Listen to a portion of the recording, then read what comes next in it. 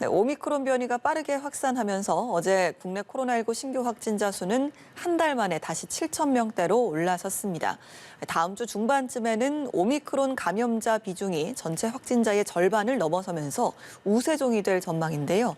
자세한 소식을 김경우 인제대 백병원 가정의학과 교수와 함께 짚어보겠습니다. 교수님 어서 오십시오. 네, 안녕하세요. 네, 오늘 신규 확진자 7,009명, 이제 한 달 만에 7천 명대를 다시 기록을 한 건데 지난달과 좀 비교를 했을 때 같은 7천 명대라도 일단 오미크론 감염자의 비중이 가장 좀 큰 차이인 것 같아요. 지금의 현황 어떻게 보고 계신가요? 네, 맞습니다. 지난주는 오미크론 확진자가 26.7%였는데 아마 이번 주는 통계가 나와봐야 되겠지만 아마 50%를 넘은 것 같고요. 예. 전국적인 통계뿐만 아니라 일부 지역은 이미 오미크론이 우세종이 돼서 오미크론 점유율이 높고 예. 또 실제로 그런 지역에서 전체적인 확진자 수도 증가하는 것으로 보이고 있는데요. 네. 이런 지역적 편차에 따라서 우리가 이제 가장 걱정하는 것이 확진자 수가 증가할 때 그만큼 얼만큼 병원 입원이나 위중증 환자가 증가할 것인가 이것에 대해서 가장 걱정하고 있는 부분인데 네. 지금 해당 지역의 어떤 병상 현황을 봤을 때 전국적으로도 그렇고 아직까지는 위중증 환자들을 위한 중환자 병상이 여유가 있고 한 20~30% 정도 가동하고 있기 때문에 아직 병상 여유가 있고 또 광주라든지 이런 지역에서 해당 병상의 중증 환자가 병상이 빠르게 소진되고 있지는 않는데 다만 그 중등증 환자들, 그러니까 예. 가벼운 입원이 필요하신 분들의 병상 입원이 조금 증가하고 있어서 이분들의 현황을 좀 잘 봐야 될 것 같습니다. 그래서 예. 이번 오미크론에 감염되신 분들이 얼만큼 많이 입원이 필요하고 거기서 빨리 퇴원을 하셨는지 아니면 거기서 또 중환자로 진행되는지 또 중환자로 진행되시는데 어떤 요인들이 있는지 뭐 예방접종이라든지 기저질환이라든지 아니면 경구치료제 투약 현황이라든지 이거에 대한 자료들을 일부 지역에서는 좀 미리 분석하는 것이 좀 필요할 것 같습니다. 예, 일단은 당장 숫자보다는 위중증 환자 수, 또 중등증 환자 숫자가 관건인데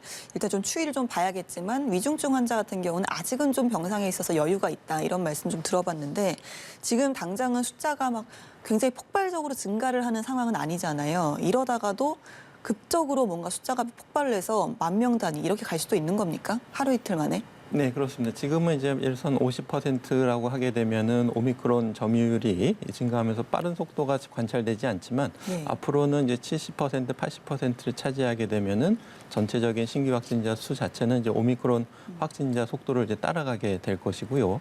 그렇게 되면은 말씀하신 것처럼 10,000명, 20,000명까지 이제 빠르게 증가할 위험성이 있겠는데 우리가 그만큼 얼만큼 많은 검사를 할 수 있을 것인가, 네. 또 얼만큼 의료 대응 체계, 경증 환자, 중등증 환자, 위중증 환자를 대비할 수 있을 것인가?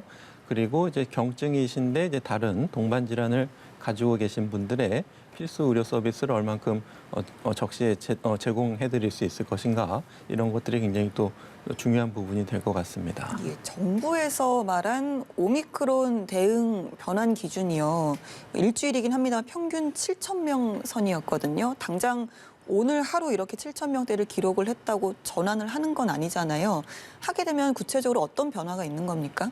네, 일단은 그 지금 말씀하신 것처럼 바로 전환되진 않고 일부 오미크론이 우세종이 된 일부 지역, 광주, 전남이라든지 평택, 안성 같은 경우에는 이제 1월 26일부터 우선 검사 대응 체계에 좀 변화가 있게 되겠습니다. 네네. 그래서 다른 지역들은 기존에 검사한 대로 누구나 가서 PCR 검사를 받으실 수가 있는데 이제 해당 지역은 한번 시범적으로 60세 이상 어르신이라든지 이런 분들부터 우선적으로 네. 검사를 해드리고 또 신속 항원 검사나 이제 자가 검사 키트에서 양성이 나오신 분들만 우선 PCR 검사를 해드리게 하고 그렇게 하게 되면은 이제 좀 줄도 줄어들게 되고 우리가 검사 가능한 검사 건수 내에서 신속한 검사 가능하기 때문에 보다 좀 고위험군에게 이제 PCR 검사를 집중적으로 하실 수가 있겠고 또 이제 무증상으로 검사소에 찾아가신 분들은 바로 검사하실 수는 없고 네. 자가 검사 키트로 한번 검사하신 다음에 양성이 나오면 이제 PCR 검사를 받으시게 되는 검사 체계로 전환이 되고요. 또 이제 말씀하신 것처럼 이제 전국적으로 1월 26일부터는 이제 격리 기간 자체를 예방 접종을 3차까지 맞으신 분들은 기존에 열흘에서 이제 7일로 이제 네. 단축이 되고 예방 접종을 하지 않으신 분들 같은 경우에는 7일 동안 격리를 하시고 나머지 3일은 자율 격리를 하는 것으로 이제 바뀔 예정이 되겠습니다. 네, 일단 일부 지역에서 고위험군에 집중하는 검사 체계를 시행하기로 하다 보니까 일단 검사 속도 자체는 빨라질 수 있겠습니다만 고위험군이라고 하면 어떤 기준으로 판단을 해야 할 것이냐 이 부분에 대해서는 현장에서 혼란이 좀 있지 않을까요?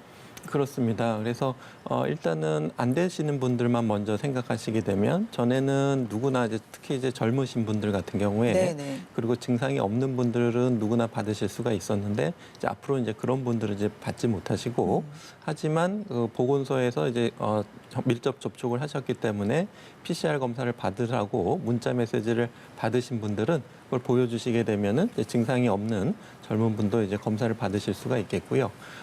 또 이제 우리가 PCR 고위험군 같은 경우에 아무래도 우선적으로 검사가 필요하신 분들, 물론 우리가 검체를 채취하는 인원을 늘리고 또 검사를 많이 할 수 있는 역량을 늘려서 많은 분들을 PCR 검사를 할 수 있으면 제일 좋지만 네네. 아무래도 좀 한계가 있기 때문에 우리가 신속 항원 검사의 정확도가 좀 떨어지는 단점이 있지만 신속 항원 검사를 최대한 동원해서 우선적으로 검사가 필요하신 분들, 특히 이제 60세 이상 어르신 분들은 확진됐을 때 이제 중증으로 진행될 가능성이 높기 때문에 그런 분들이 우선적으로 검사를 받으실 수 있게 이렇게 전환이 되겠습니다. 그러면 이제 현장에서 경증인 분들은 자가 검사를 시행을 하셔야 되는데 자가 검사에 대한 뭐 이해도가 낮은 분들도 계실 수가 있고 여러 가지 좀 스스로 채취하는 방식에 대해서는 우려가 좀 들기도 합니다. 이 부분에 대해서는 좀 정확한 진단이 가능할지도 걱정이 되고요. 어떻게 보시나요? 맞습니다. 이제 자가 검사는 이제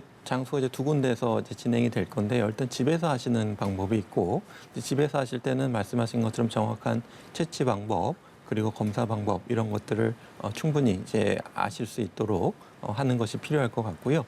또 선별진료소에 찾아가시게 되면은 그러니까 무증상의 젊은 사람 또는 약간 애매한 경증의 증상이 있으신 네. 분들은 바로 PCR을 못하고 한번 현장에서 자가 검사를 하시도록 되어 있는데 거기에 계신 의료진의 어떤 감독을 받아서 또 검사 방법을 배워서 또 하실 수가 있기 때문에 일단 현장에서 좀 검사 방법을 배워서 하실 수가 있겠는데 대부분 분들은 좀 어느 정도 좀 방법만 숙지하시면 그렇게 어렵지는 않기 때문에 한번 조금 처음 하시는 것이 좀 낯서실 수 있겠지만 네. 한번 자가 검사하는 것도 좀 방법들을 여러 가지 방법으로 익히시는 것이 좀 익히실 수 있도록 도와드리는 것이 필요할 것 같습니다. 이렇게 자가 검사를 하는 분들을 위한 정확한 또 안내 가이드도 필요하지 않을까라는 맞습니다. 생각이 좀 드는데 이 부분도 좀 궁금합니다. 동네 병의원에서 그러니까 호흡기 전담 클리닉이 있는 동네 의원에서도 이제 신속 항원 검사와 진료가 가능해지잖아요. 여기에 대한 대비는 또 제대로 되어 있는 건지 이 부분도 궁금합니다.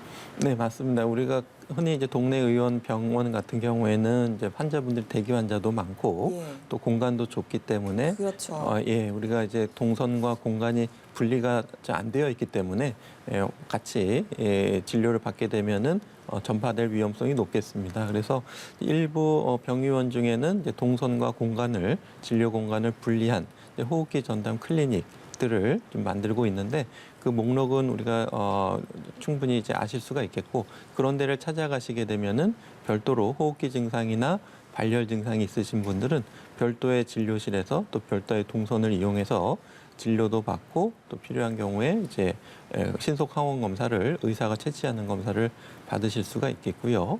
우리가 이제 열이 나고 호흡기 증상이 있을 때 이제 코로나19 이외에도 다른 감염 증상 때문에 또 그런 증상이 나타나실 수가 있기 때문에 우리가 코로나인지 아닌지도 확인을 해야 되지만 예. 코로나 아니고 다른 감염증, 뭐 충수염이라든지 장염이라든지 네네. 뭐 다른 감염증에 의한 발열도 있기 때문에 그런 것들 이제 진료를 받으시고 적절한 검사를 또 받으실 수 있도록 호흡기 전담 클리닉을 만들고 또 거기서 의사의 일자 소견에 따라서 또 적절한 다른 병원으로 전원이나 의뢰가 진행될 수 있겠습니다. 예, 경증이나 또 무증상자로 인한 확산에 대한 대비도 좀 필요해 보입니다. 아까 말씀하셨던 부분 중에요. 이제 접종 완료자의 격리 기간이 10일에서 7일로 단축이 됩니다.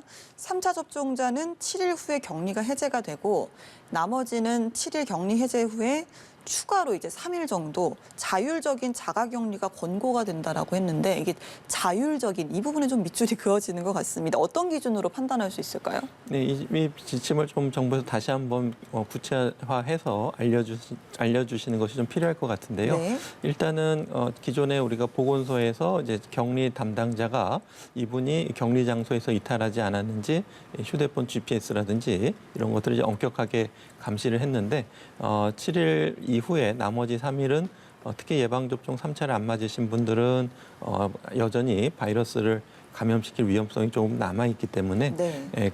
자율적으로 격리를 권고하게 되고 가능하시면은 외출을 삼가하시고 꼭 필요한 활동에만 마스크를 충분히 철저히 하시고 잠깐 다녀오시는 정도만 허용될 것 같은데 만약에 자율적인 격리를 위반하고 다른 데서 감염 전파가 일어났을 때 어떤 조치가 취해지는지 등에 대해서는 아직 알려진 것이 없어서 네. 어떤 행정 조치가 따르는지 이런 것들이 좀 필요할 것 같고 네. 일단은 나머지 3일 기간 동안은 보건소에서 이분이 격리를 하는지 따로 격리 관리를 하지 않는다. 다만 이제 본인이 자율적으로 집에서 격리하시기를 권고한다. 이렇게 지침이 바뀌는 것으로 이제 알려져 있습니다. 예, 변화에 따른 좀 구체적인 가이드라인도 필요해 보입니다.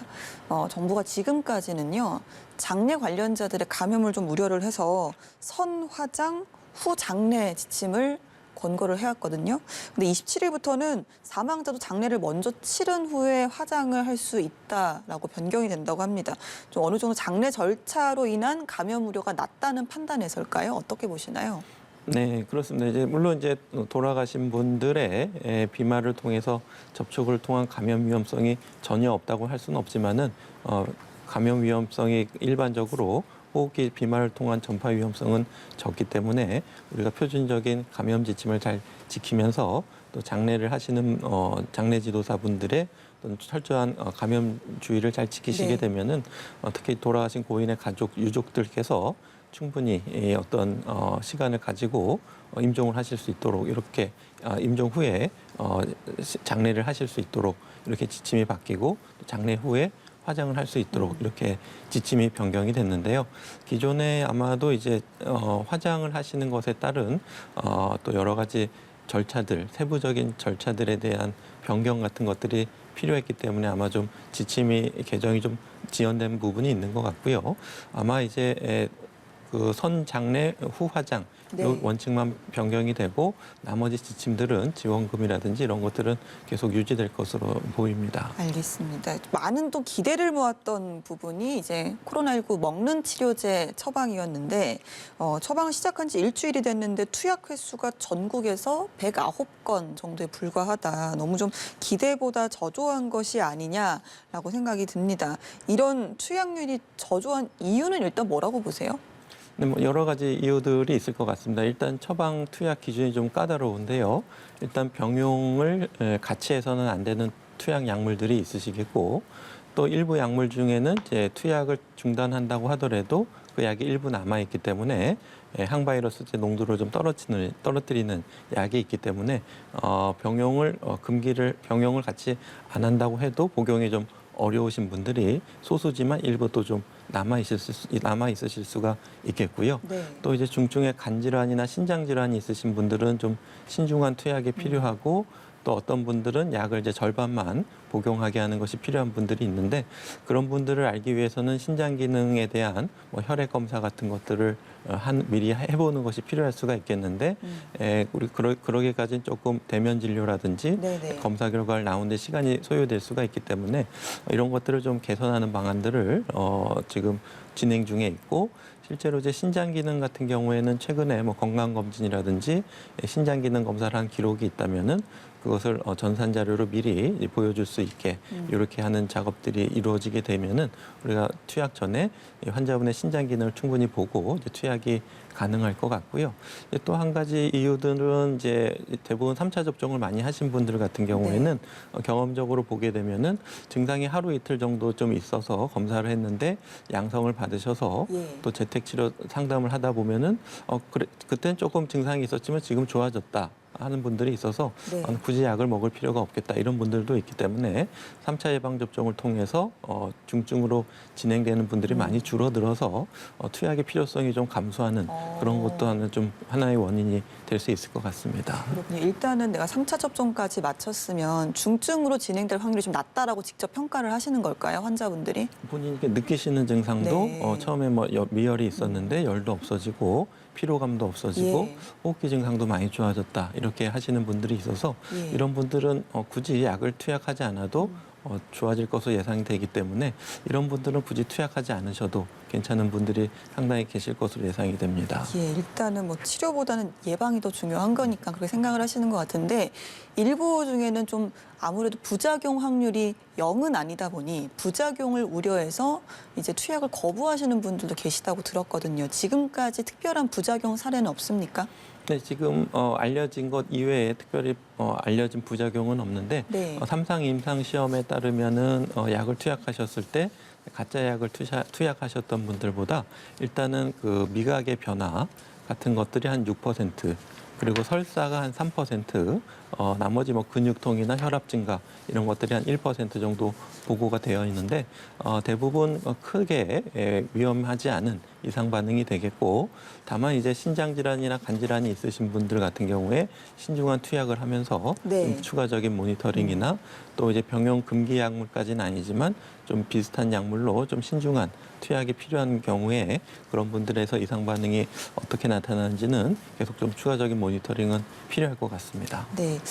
마지막 질문 좀 간단하게 드리면요. 미국에서 연구한 결과 추가 접종이 오미크론 변이에 감염됐을 때 입원하는 비율을 90%까지 막는다라고 했는데 입원을 90%까지 막는다는 건 중증화로 가는 걸 막는다 이런 의미로 볼 수 있는 걸까요? 네, 그렇습니다. 아무래도 이제 오미크론 변이가 나오면서 기존 면역에 대해서 회피 능력은 뛰어나기 때문에 네. 감염 예방 자체를 낮춰둔 효과는 75%로 좀 감소했지만은 네. 입원을 막아주고 또 중증화로 가는 것을 예방해준다는 효과가 있기 때문에 우리가 3차 접종을 충분히 하시고 또 우리가 오미크론 유행에서 충분한 네. 마스크 착용과 거리 두기를 통해서 높은 양의 바이러스가 들어오는 것을 우리가 좀 예방할 수 있다면은 많은 분들이 좀 가볍게 걸리고 지나갈 수 있다는 뜻일 수도 있겠고, 또 우리가 그만큼 병상 소진을 좀 줄일 수 있다라는 좀 희망적인 자료가 되기 때문에 우리나라에서 특히 60세 이상 어르신들이 80% 이상